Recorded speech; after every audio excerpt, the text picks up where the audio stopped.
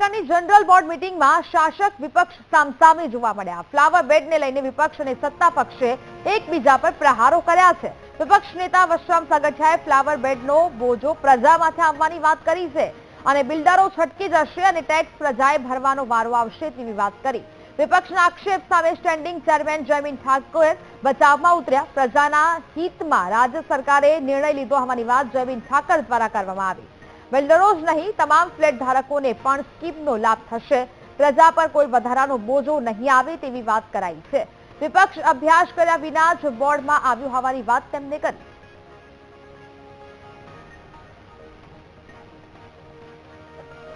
ફ્લેટમાં એક રૂમની આપણે હિસાબ કરીએ, એક રૂમમાં 10 બાય 10 નો રૂમ હોય એટલે 100 ફૂટનું બાંધકામ થયું। 100 ફૂટનો ટેક્સ રાજકોટ મહાનગરપાલિકાએ વસૂલ કર્યો છે। હવે જે ફ્લાવર બેડ એટલે બાલ્કની કરો કે ફ્લાવર બાર 2 ફૂટનો સરેરાશ 10 બાય 10 માં બે બાજુની જો એટલે 20 ફૂટ તમને જગ્યા મળે। 20 ફૂટ બાય 2 એટલે 40 ફૂટ એટલે 140 ફૂટનો જે ટેક્સ લેવો જોઈએ એ હવે રાજકોટ મહાનગરપાલિકા પ્રજા પાસેથી વસૂલ કરે। કારણ કે બિલ્ડરો તો જે તે સમયે મકાનો આપી દસ્તાવેજ કરી પૈસા લે અને જતા રહ્યા છે। હવે રાજકોટની પ્રજાની પરિસ્થિતિ એ થશે કે આ 40%, આ તો એક રૂમની જ વાત કરું છું, 40% લેખે છે અને પૈસા ડબલ ભરવા છે। વિપક્ષના સભ્યને પૂરતું જ્ઞાન પણ નથી ટાઉન પ્લાનિંગ એક્ટનું। જ્યારે કોઈ પણ બિલ્ડિંગની કમ્પ્લીશન સર્ટિફિકેટ આપવાનું થાય ત્યારે એ બિલ્ડરના નામનું કમ્પ્લીશન સર્ટિફિકેટ આપતું હોય છે। દાખલા તરીકે કોઈ 20 ફ્લેટ હોય કે 25 ફ્લેટ હોય, તેમાં 25 ફ્લેટમાં આપણે સૌ 25 મિત્રોએ ફ્લેટ લીધા છે। હવે એનું કમ્પ્લીશનનો ઇસ્યુ છે તો એ બિલ્ડરે ડોક્યુમેન્ટ પૂરા કરવાની જવાબદારી બિલ્ડરની હોય છે અને સરકારી ધારાધોરણ મુજબ જે કોઈ પણ એને ભરવાપાત્ર પૈસા છે એ બિલ્ડરો જ ભરવાનો હોય, પબ્લિકને ન ભરવાનો હોય। પણ દુઃખ સાથે કહેવું પડે છે, હું કાયમ કહેતો આવું છું કે વિપક્ષના સભ્ય પૂરતું વાંચન પણ નથી કરી શકતા। એમને જેણે પણ સ્ક્રિપ્ટ બનાવી દીધી હતી સ્ક્રિપ્ટ મુજબ પણ આજે બોર્ડમાં વાંચતા નહોતા। નવસારી સિવિલ હોસ્પિટલમાં દર્દીના સંબંધી અને ડોક્ટર વચ્ચે તકરાર થઈ। ડિસ્ચાર્જ મુદ્દે જુનિયર ડોક્ટર અને દર્દીના સંબંધી વચ્ચે બબાલ થઈ। ડિસ્ચાર્જ માંગવા આવેલા દર્દીના સગાને ડોક્ટરે ગુસ્સાથી વાત ન કરવા કહ્યું। પેશન્ટ વધારે છે અત્યારે કેમ આવ્યા કહીને ડોક્ટરે બબાલ કરી હતી। મોટા ડોક્ટર આવ્યા ત્યારે કેમ ન કીધું કહીને દર્દીના સગા સાથે માથાકૂટ કરી। તકરારનો વિડીયો સોશિયલ મીડિયા પર વાયરલ થઈ રહ્યો છે। ઉપર કેમ ગુસ્સા થાવ છો? અમારે રજા લેવા આવ્યા છે અમારે બીજી કાઈ નથી। અમારે એક મિનિટ દૂર ઉભા બોલો, દૂર ઉભા રહે। હા બોલો। પેશાબ કરવાનો સવારે કીધું તો હું સિસ્ટર છું, આમ છું, તેમ છું, પણ તમારે ઓલા નો મોકલાય નહીં। મારા ઉપર ગરમ નહીં થાવ, સમજો? મારા ઉપર ગરમ નહીં થાવ તમે। રજા આપી દે, રજા આપી દે, તમે લઈને જાઓ, રજા આપી દે, હા લઈને જઈએ ને ભાઈ। તમારી જે નોકર નથી હે, તમારી ઉંમર ને હું લીધા તમે અમારો ઉપકાર નથી કરતા તમતા। હા તો રજા જોઈ છે જેટલી થતી હતી હાલ કર્યાનો ઓલા ફોન કર્યા એમ નહીં, અમે રજા માટે આવ્યા છે। તમે રજા આપવા માટે ના નહીં બોલી હે। અત્યારે મારા એટલા પૈસા છે, એટલી બધી બોમ્બ મારવા માંડ્યા અત્યારે કેમ આવ્યા, કેમ ક્યારે આવું? તમે આચાશો તો ગરમ કેમ થયા છો? આચાશો તો ગરમ શું કામ થાવ? એમ નહીં, એમ અમે પ્રેમથી કીધું રજા પ્રેમથી કીધી રજા તો અત્યારે કેમ આવ્યા? પ્રેમથી કીધું રજા જોઈ છે। તમે મોટા ડોક્ટર એને જોઈને તો ગયા। જામનગરના સોલમાં ખેડૂતો પાસે રૂપિયા ઉઘરાવનારો વીસી સસ્પેન્ડ કરવામાં આવ્યો છે। વીટીવી ન્યૂઝના અહેવાલ પછી તંત્ર સફાળું જાગ્યું। ડોલ ટીડીઓએ વીસીને સસ્પેન્ડ કર્યો છે। સહાયના ફોર્મ ભરવા માટે ખેડૂતો પાસેથી 100 રૂપિયા ઉઘરાવાયા હતા। વીસીનું આઈડી પણ હાલ બંધ કરી દેવામાં આવ્યું છે।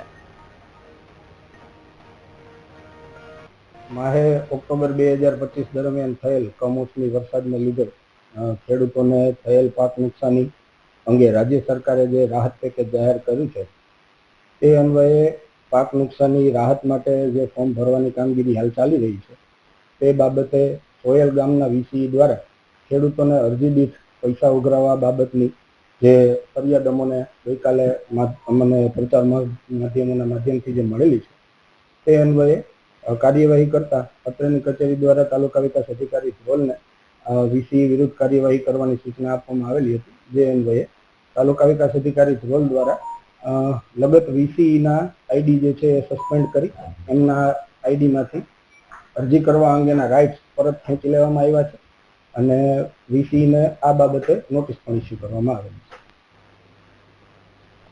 વડોદરામાં અખાદ્ય લૂઝ તેલ ગેરકાયદેસર વેચાતું હોવાનો અહેવાલ વીટીવી ન્યૂઝની ટીમે પ્રસારિત કર્યો હતો, જેને પગલે તંત્રની આંખ ઉઘડી હતી. તાત્કાલિક અસરથી ફૂડ વિભાગે કાર્યવાહી કરી શહેરમાં જુદા જુદા વિસ્તારમાં કાર્યવાહી કરી હતી. તપાસ દરમિયાન અખાદ્ય તેલનો જથ્થો સીઝ કરવામાં આવ્યો હતો. ચોખંડી વિસ્તારમાં કપાસિયા તેલનો 478 કિલો જથ્થો, હાથીકાના વિસ્તારમાં સિંગ તેલનો 103 કિલો જથ્થો, ખોડિયારનગરમાં પામોલીન તેલ 148 કિલો જથ્થો સીઝ કરાયો છે. તો ખોડિયારનગરમાં રેપકિંગ યુનિટમાંથી સોયાબીન તેલના નમૂના લઈને જે પરીક્ષણ માટે લેબમાં મોકલવામાં આવ્યા હતા, તો લૂઝ તેલનો વેપાર કરતા યુનિટના માલિકને પણ નોટિસ ફટકારાઈ છે. આજની વાત કરીએ તો ચોખંડી વિસ્તારમાં અમે ઇન્સ્પેક્શન અને સેમ્પલિંગની કામગીરી માટે આવેલા છે. આ જ રીતે વડોદરા શહેરના બીજા વિસ્તારોમાં પણ ફૂડ ઇન્સ્પેક્ટરોની ટીમો સેમ્પલિંગ અને ઇન્સ્પેક્શનની કામગીરી માટે ગયેલી છે.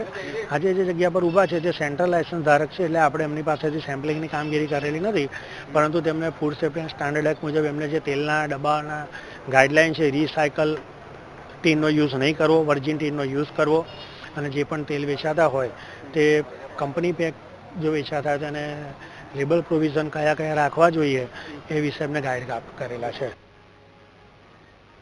તો સુરત સહિત દક્ષિણ ગુજરાતના ખેડૂતોનો આક્ષેપ છે કે ડીજીવીસીએલ તેમની સાથે અન્યાય કરી રહ્યું છે, કારણ કે સૂર્યોદય યોજના અંતર્ગત જ્યાં સૌરાષ્ટ્ર, ઉત્તર અને મધ્ય ગુજરાતના ખેડૂતોને 3 ફેઝ બાદ સિંગલ ફેઝ વીજળી આપવામાં આવે છે, ત્યાં દક્ષિણ ગુજરાતના ખેડૂતોને સિંગલ ફેઝ વીજળી પણ નથી મળતી.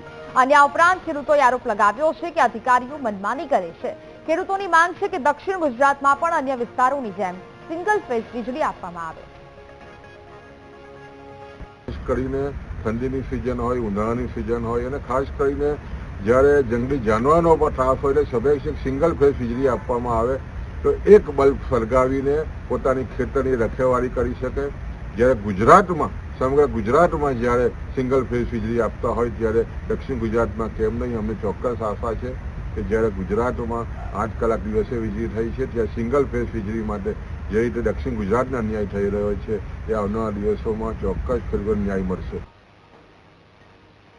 કચ્છના રાપર વિસ્તારમાં રવિ પાકના વાવેતર માટે ખેડૂતો ખાતરની તીવ્ર અછતનો સામનો કરી રહ્યા છે. ખાતર મેળવવા માટે ખેડૂતોને આકરી ઠંડીમાં વહેલી સવારથી જ લાંબી કતારોમાં ઉભા રહેવું પડે છે. વાગડ વિસ્તારના મુખ્ય મથક રાપરમાં સહકારી ખરીદ વેચાણ સંઘ અને ખેડૂત મંડળીઓમાં ખાતર માટે ખેડૂતોની ભારે ભીડ જોવા મળે છે. કેટલાક ખેડૂતો વહેલો નંબર આવે અને ખાતર મળી જાય તેવી અપેક્ષા સાથે ઠંડીમાં સવારના 4 વાગ્યાથી જ લાઇનમાં ઉભા રહી જાય છે. ખેડૂતોનો આક્ષેપ છે કે પૂરતું ખાતર નથી મળતું, ખાતર માટે વારંવાર ધક્કા ખાવા પડે છે. રવિ પાકના વાવેતરની સિઝનમાં ખાતરની તંગીથી ખેડૂતો પરેશાન છે અને વાવણીમાં વિલંબ થઈ રહ્યો છે.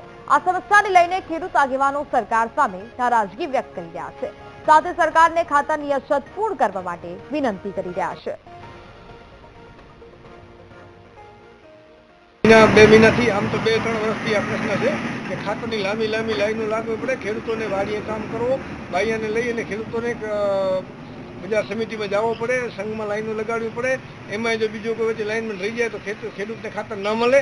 એટલે આવી સરકારની જે બૂટ નીતિ છે, સરકારની નબળી નીતિઓ છે, સરકારની નીતિઓને સુધારે. નકો આવતી ચૂંટણીમાં સરકારને બહુ તકલીફ પડશે. ખેડૂતોને માટે સરકાર ધ્યાન આપે એવી સરકાર પાસે મારી રજૂઆત છે.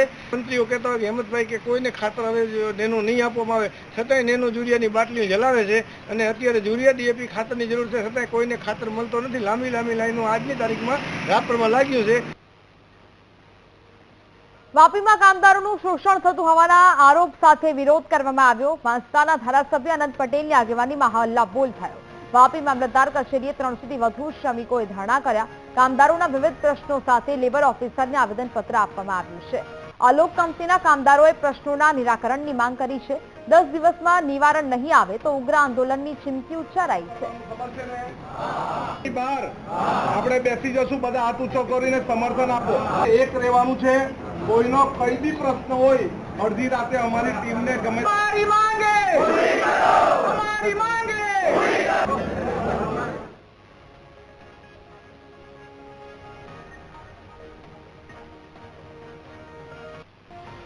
તો ધારાસભ્ય અનંત પટેલની આગેવાની હેઠળ આ વિરોધ પ્રદર્શન થયું. મામલતદાર કચેરીએ શ્રમિકોના ધરણા કે જ્યાં આ માંગ સાથે નારા બોલાવવામાં આવ્યા. લેબર ઓફિસરને આવેદનપત્ર આપવામાં આવ્યું છે. મોટી સંખ્યામાં લોકો પણ એકત્ર થયા. નિરાકરણ માટે 10 દિવસનું અલ્ટિમેટમ આપવામાં આવ્યું છે. 10 દિવસમાં જો માંગ નહીં સંતોષવામાં આવે તો ઉગ્ર આંદોલનની પણ ચીમકી ઉચ્ચારવામાં આવી. કામદારોનું સતત શોષણ થતું હોવાના આક્ષેપો છે તે કરવામાં આવી રહ્યા છે. ધારાસભ્ય અનંત પટેલની આગેવાનીમાં વિરોધ પ્રદર્શન થયું.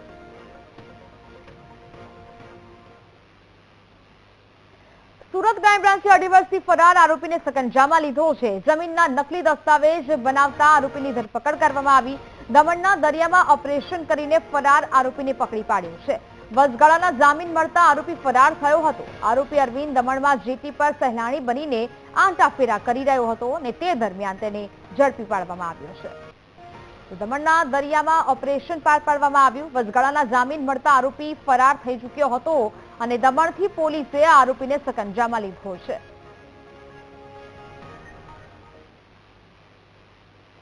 મહિલા સશક્તિકરણ તરફ ગુજરાતે વધુ એક કદમ ઉઠાવ્યું છે. દરેક ક્ષેત્રમાં મહિલાઓ પોતાના હોંસલા અને આવડતથી આગળ વધી શકે છે. મહિલાઓ પુરુષ સમોવડી છે અને તેનું ઉત્તમ ઉદાહરણ સુરતમાંથી મળી આવ્યું છે. સુરતમાં છેલ્લા 2 વર્ષથી મહિલાઓ માટે સ્પેશિયલ પિંક બસ ચાલે છે. ત્યારે હવે આ પિંક બસમાં મહિલા ડ્રાઈવરની નિમણૂક કરવામાં આવી છે.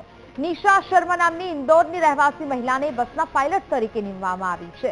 આજે રાજ્યની પ્રથમ મહિલા બસ પાયલટની ઓએનજીસી કોલોની બીઆરટીએસ સ્ટેશન ખાતે ફ્લેગ ઓફ સેરેમની યોજાઈ હતી. મહત્વનું છે કે નિશા શર્માને હેવી વાહન ચલાવવાનો 4 વર્ષનો અનુભવ છે. ડ્રાઈવર તરીકે નિમણૂક કર્યા પહેલા ટ્રેનિંગ પણ આપવામાં આવી હતી. નિશા શર્મા આજે દરેક મહિલાઓ માટે આગળ વધવાનો પ્રેરણા સ્ત્રોત બન્યા છે. જે છેલ્લા 20 મહિનાથી ઓએનજીસી થી સરતાના સુધી જે પિંક બસ આપણે દોડાવતા હતા, અમે છેલ્લા 20 મહિનાથી મહિલા ડ્રાઈવર આ પિંક પર મળી શકે, પિંક બસ પર મળી શકે એના માટે ખૂબ જહેમત ઉઠાવી હતી. અંતે અમને એક ઇન્દોરને એક નિશા શર્મા કરીને જે ડ્રાઈવર છે, મહિલા ડ્રાઈવર આપણને મળી છે. અને આજથી આપણે આ મહિલા ડ્રાઈવર પાસેથી આપ જ્યારે પ્રારંભ આપણે કરી રહ્યા છે તો તમને મને કહેતા આનંદ થાય, સુરત મહાનગરપાલિકા ગુજરાતની અંદર સૌથી મોટું બીઆરટીએસનું નેટવર્ક ધરાવે છે. અને આજે ગુજરાતની અંદર જ આપણે સૌ પ્રથમ મહિલા ડ્રાઈવરને આપણે અહીંયા આ પિંક બસ પર આપણે જ્યારે આપણે આ નોકરી પર રાખ્યું છે તો મહિલા હવે પુરુષની જેમ જ્યારે દરેક ક્ષેત્રની અંદર આગળ વધી છે ત્યારે આપણે સુરત મહાનગરપાલિકા આપણે અવ્વલ નંબરે આપણે ગુજરાતની અંદર આપણે આજે આ મહિલાનું એક અહીંયા ડ્રાઈવર તરીકે આપણે આજે જે એડ્યુકેશન રાખ્યું છે, હું આ મહિલા ડ્રાઈવરને સમગ્ર ગુજરાતમાં હવે મહિલા પણ બસ ચલાવશે અને આ ઘટના જે આ જે કાર્ય જે છે તે સુરતથી શરૂ થવા જઈ રહ્યું છે. સુરતમાં બીઆરટીએસ બસ ઘણા લાંબા સમયથી ચાલે છે, પરંતુ હવે પિંક બસ જે છે તે મહિલા ચલાવી રહી છે અને તેમાં મહિલા મુસાફરી કરશે. આ આખા ગુજરાતમાં એક ઉદાહરણરૂપ જે કિસ્સો છે તે બનીને સામે આવી રહ્યો છે. આપણી સાથે જે મહિલા ડ્રાઈવર છે તે જોડાયા છે. આ જ પ્રકારની પિંક બસ બનાવવામાં આવી છે અને આ પિંક બસ પર તમે જે ડ્રાઇવિંગ સીટ પર અત્યારે જોઈ રહ્યા છો તે મહિલા ડ્રાઈવર છે. તેમનું નામ છે, જે આપણે નામની વાત કરીએ, એમનું નામ છે નિશા શર્મા, જે હવે સુરતના બીઆરટીએસ રૂટ પર જે ઓએનજીસી થી સરતાણા જકાતના નેચર પાર્ક સુધીનો રૂટમાં આ મહિલા ડ્રાઈવર મહિલાઓને મુસાફરી કરાવશે. ત્યારે આપણી સાથે આ મહિલા ડ્રાઈવર જોડાયા છે, તેઓની સાથે વાત કરીશું. बेन आपका नाम? निशा शर्मा. निशा जी, आप बताइए कितना गर्व होता है जब एक बस चलाने की आप मौका मिलता है. हर बार ऐसा देखने को मिलता है कि इस सीट पर तो हर बार एक जेंट्स ही बैठता है. देखिए, हम लोगों के लिए भी गर्व की बात है कि हमें इतनी बड़ी बस दी गई है ना, तो हम भी चाहेंगे कि इस चुनौती को हम परफेक्ट निभाएं और सक्सेसफुल होकर दिखाएं. कितना टाइम प्रैक्टिस किया था बस चलाने के लिए और कितना संघर्ष रहा था आपके लिए? देखिए, इतनी बड़ी बस इतनी आसानी से तो मिलती नहीं है ना, क्योंकि इसको चलाने के लिए सबसे बड़ी चीज़ अपने अंदर हौसला होना जरूरी है. मेरी ट्रेनिंग 1 महीने की रही थी और उसके बाद में मैं सक्सेसफुल हुई थी. उसमें ऑप्शन रखा गया था कि आप पास होंगे तो सक्सेसफुल होंगे तो ठीक है, नहीं तो फेल हो जाएंगे तो बाहर निकलना पड़ेगा. तो कहाँ कहाँ आपने बस चलाई है और कितना कठिन रहा था उस दौर पे? कहाँ से आप हो बिंगो? कठिन तो नहीं रहा, क्योंकि मेरे ट्रेनर का साथ मुझे भरपूर मिला था. उन्होंने हमारे यहाँ ट्रेनिंग 3 बजे रात को होती थी, तो पूरा सहयोग किया है मुझे. हिम्मत कभी नहीं हारने दी. मैं अपने ट्रेनर का आज तक आभार प्रकट करती हूँ कि उन्होंने मुझे कभी हिम्मत नहीं हारने दी. कितने टाइम से बस चला रहे हो, कहाँ से हो और कैसा अभी तक का एक्सपीरियंस है? मैं इंदौर सिटी में 4 साल से बस चला रही हूँ और सूरत में मुझे पहला चांस मिला है. मैम ये पूरे गुजरात में पहले ऐसे महिला हो जो बस चलाएंगी, क्या लगता है कि कितनी अपॉर्चुनिटी आपको मिली ऐसे मान रहे हो आप? इसके बारे में तो भी कुछ नहीं कहना चाहूंगी, जो भी है आगे वाला समय आने वाला बताएगा आपको। महिलाओं आपकी बस में एक महिला ही मुसाफरी करेंगे, तो क्या कहेंगी महिलाओं के लिए? आपको देख के कई सारी महिलाएं इंस्पायर भी होगी, क्या कहेंगे?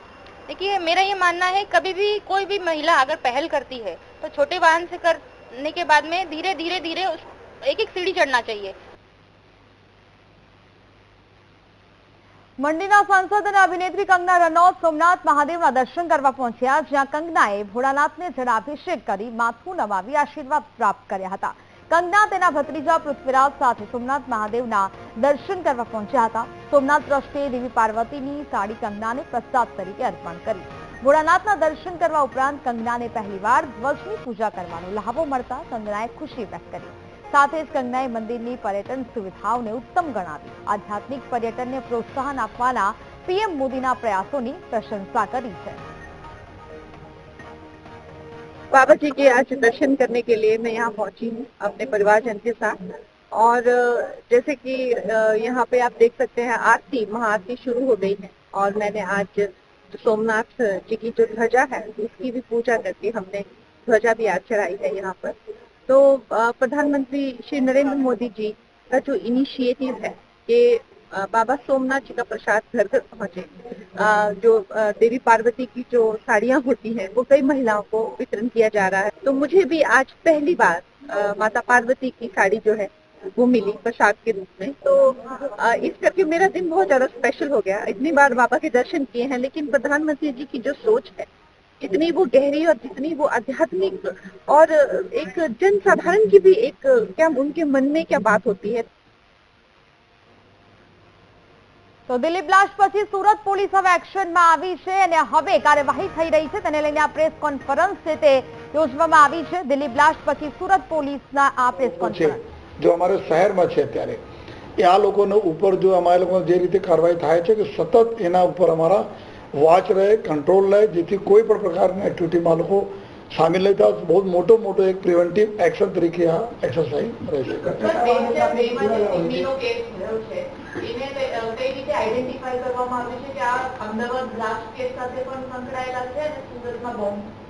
આ તો જ્યારે તપાસ થઈ હતી આમાં જો ઘણા બધા જો ગુનાઓ જો દાખલ થયા ડિટેક્ટ થયા આમાં બધા પકડાયા હતા। આમાં अपने यहाँ जो हाल जो 11 जो टोटल ओवरऑल सीमिने केसेस थे था पूरा जो है कंबाइंड पूरे गुजरात में आमा 11 था। 11 में अत्यारे 9 जो है अपने यहाँ छे, अने एक आमा एक साजिद गुलाम ख्वाजा मंसूरी था जो बॉम्ब प्लांट करवा में फांसी ने भी सजा अमदावाद थी है, जो अमदावाद साबरमती जेल में है। तो आ प्रकार जो लोग सीरियस गुनाओं भी था आ लोगों ने अत्यारे हाजरी क्या है आवे छे, जेल से अगर पेरोल पर आवे तो कोना મળે કઈ રીતે મળે, આ તમામ ચીજોને અમે લોકો આવરી લેતા જોઈએ ડોઝ અત્યારે તૈયાર કરી છે। સૌથી વધુ કટ્ટરતાવાદી માનસિકતા પર જે રહે છે, તો એ આ બધા જે આરોપ જે મ્યુઝિયમ બને છે એમાં એનું મોનિટરિંગ કઈ રીતે છે? ને આ જ લોકો જે રીતે બતાવે આ બધા એવા ગુનાઓ છે કે કોઈ આ પ્રકારને કટ્ટરવાદી હોય, રેડિકલ હોય તો આ કોઈ ને કોઈ ગુનામાં આમાં સામેલ હોય। ઘણા બધા લોકો શું છે કે આપણે નાર્કોટિક્સની વાત કરીએ તો અત્યારે આ બધા સાંભળો છો કે નાર્કો ટેરરિઝમ જો પૈસા આવે છે કहीं ફરીને જતી રહે છે, जो ત્યાં टेरर मॉडल में निकली जाए છે। जो घણા બધા जो एक्सप्लोजिव एक्ट में जो पहले भी कोई पास जो एक्सप्लोजिव सूरत अपना ब्लास्ट विटनेस पर करेला है 90s में जो है अँ ब्लास्ट भी थयेला है, लोगों डेथ भी थी है। तो आ प्रकार ने एक्सप्लोजिव एक्ट वाला मतलब जेना एना टेव हो एक्सप्लोजिव साथे जो વેલકમ બેક। તો જાલોદના ધારાસભ્ય મહેશ ભુરિયાએ બળાપો ઠાલવ્યા પછી હવે રાજકારણ ગરમાયું છે। જિલ્લા યુથ કોંગ્રેસ પ્રમુખ સંજય નીનામાએ પ્રતિક્રિયા આપી છે। સંજય નીનામાએ ભાજપ નેતાઓ પર આક્ષેપ કર્યા છે। ભાજપ નેતાઓ માત્ર ભ્રષ્ટાચાર આચરવાની વાત કોંગ્રેસ દ્વારા કરવામાં આવી। ભ્રષ્ટાચાર માટે ભાજપ નેતાઓ અધિકારીઓને દબાવતા હોવાનો આરોપ લગાવાયો છે। અધિકારીઓ સાચા લાભાર્થીઓ સુધી કામ પહોંચાડે છે તેવી વાત સંજય નીનામાએ કરી। ભારતીય જનતા પાર્ટીની સરકારમાં કોઈ પણ ધારાસભ્યને ગાંઠવામાં આવતા નથી, એ માત્ર પાર્ટીના ગુલામો છે। અને ખાસ કરીને જે આ ભારતીય જનતા પાર્ટીના જે ધારાસભ્યો એ પોતાનો ભ્રષ્ટાચાર કરવા માટે જે અધિકારીઓ પર રોષ ઠાલવે છે, પણ અધિકારીઓ એ સાચી દિશામાં કામ કરી રહ્યા છે। માનનીય જિલ્લા વિકાસ અધિકારીએ જે ગરીબ લાભાર્થીઓને સીધો લાભ થાય એ માટે ગામે ગામ સર્વે કરી પંચાયતના ઠરાવો મંગાવી અને જે કુવા મંજૂર કર્યા છે એ સાચા લાભાર્થી સુધી પહોંચ્યા છે. ધારાસભ્યો એવું કહેવા માંગે છે કે અમને સંકલનમાં લેતા નથી, પણ ધારાસભ્યો જે કામો લઈને આવે છે એ પોતાના રોટલા શેકવા માટે અને ભ્રષ્ટાચાર કરવા માટેના કામો લઈને આવે છે. તો ધારાસભ્ય મહેશ ભુરિયાએ જિલ્લા પ્રભારી સામે ઠાલવેલા બળાપા અંગે કોંગ્રેસની પ્રતિક્રિયા. કોંગ્રેસના નેતા તુષાર ચૌધરીએ મહેશ ભુરિયા પર આકરા પ્રહાર કર્યા. ભાજપના ધારાસભ્ય આવા નિવેદન આપે તે યોગ્ય નથી. ધારાસભ્યોની ગણતરી સરકાર પણ નથી કરતી. ધારાસભ્યો પણ ભયના ઓથાર હેઠળ છે કે ફરિયાદ કરીશું તો ટિકિટ નહીં મળે તેવી વાત તુષાર ચૌધરીએ કરી.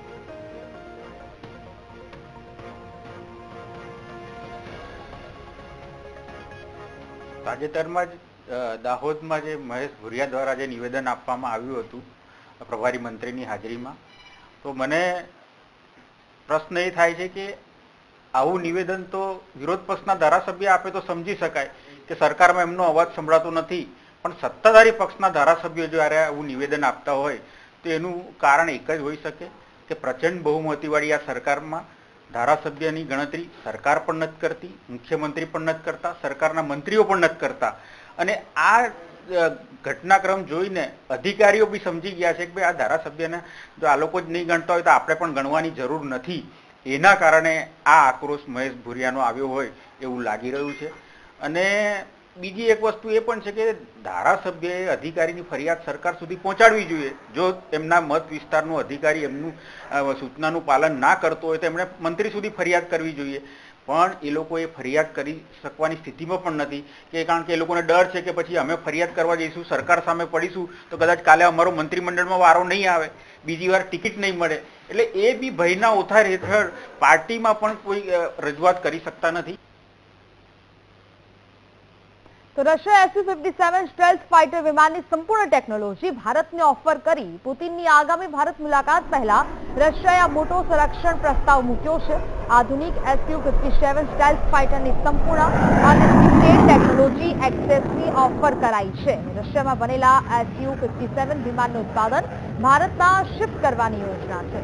એન્જિન, સેન્સર, સ્ટેલ્થ ટેક અને ભારતીય હથિયારોના ઇન્ટિગ્રેશન સહિત સંપૂર્ણ ટ્રાન્સફરનો પ્રસ્તાવ મુકાયો છે. Su-57 ભારતની ભવિષ્યની ફાઇટર જરૂરિયાતોને મોટા પાયે બદલશે.